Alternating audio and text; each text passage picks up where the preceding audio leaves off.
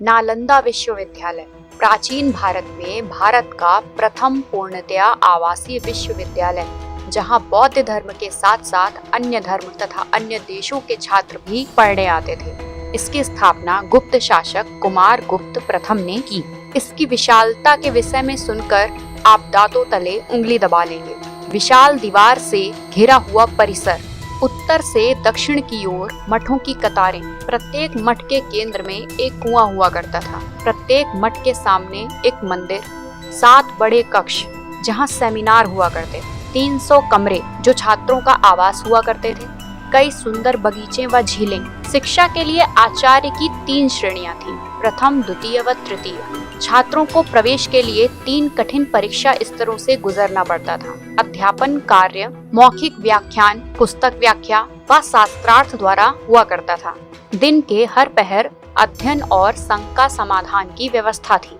नालंदा विश्वविद्यालय के चर्चे पूरे विश्व में थे। यह 9 तल का एक विराट पुस्तकालय था, जिसमें 3 लाख से भी अधिक पुस्तकों का संग्रह था। आखिर क्यों यह पुस्तकालय जला दिया गया? तुर्क सेनापति बख्तियार खिलजी और उनकी सेना ने प्राचीन नालंदा विश्वविद्यालय को नष्ट कर दिया।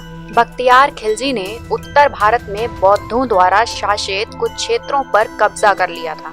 एक बार वह काफी बीमार पड़ा। उसने अपने हकीमों से काफी इलाज करवाया, मगर वह ठीक नहीं हो सका और मरणासन स्थिति में पहुंच गया। किसी ने उसको सलाह दी कि वह नालंदा विश्वविद्यालय के आयुर्वेद विभाग के आचार्य राहुल श्रीभद्र से इलाज करवा ले, परंतु खिलजी यह मानने को तैयार ही नहीं था कि भारतीय वैद्य उसके हकीमों से ज्यादा ज्ञान रखते हैं या ज्यादा काबिल हो सकते हैं। लेकिन अपनी जान बचाने के लिए उसको आचार्य राहुल श्रीभद्र को बुलवाना ही पड़ा। फिर बख्तियार खिलजी ने वैद्यराज के सामने एक अजीब सी शर्त रखी और कहा कि मैं उनके द्वारा दी गई किसी भी प्रकार की दवा नहीं खाऊंगा। वैद्यराज ने उसकी शर्त मान ली। वैद्यराज कुछ ही दिनों के बाद खिलजी के पास आए और एक कुरान देकर बोले कि इस कुरान की पृष्ठ संख्या इतने से इतने तक पढ़ लीजिएगा, आप ठीक हो जाएंगे। बख्तियार खिलजी ने वैद्यराज के बताए अनुसार कुरान को पढ़ा और ठीक हो गया। दरअसल राहुल श्रीभद्र ने कुरान के पन्ने पर एक दवा का लेप लगा दिया था। वह भूख के साथ उन पन्नों को पढ़ता गया और ठीक होता गया। अब वह इस तथ्य से परेशान रहने लगा कि भारतीय विद्वान और शिक्षकों को हकीमों से ज्यादा ज्ञान कैसे हो सकता था। उसने भारतीय ज्ञान, धर्म तथा आयुर्वेद को जड़ से नष्ट करने का फैसला कर लिया।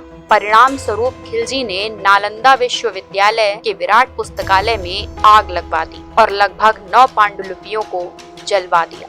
नालंदा विश्वविद्यालय में इतनी किताबें थी कि कहते हैं 6 महीने तक वह आग नहीं बुझी। यही नहीं, खिलजी और आक्रमणकारियों ने धार्मिक विद्वानों और भिक्षुओं की भी हत्या करवा दी। नालंदा विश्वविद्यालय के 6 किलोमीटर के दायरे में आज भी खुदाई होने पर वह जली हुई पुस्तकें निकलती हैं। श्रीभद्र, जिसने खिलजी के प्राण बचाए, वह न जाने कितने के प्राणों को निकल गया।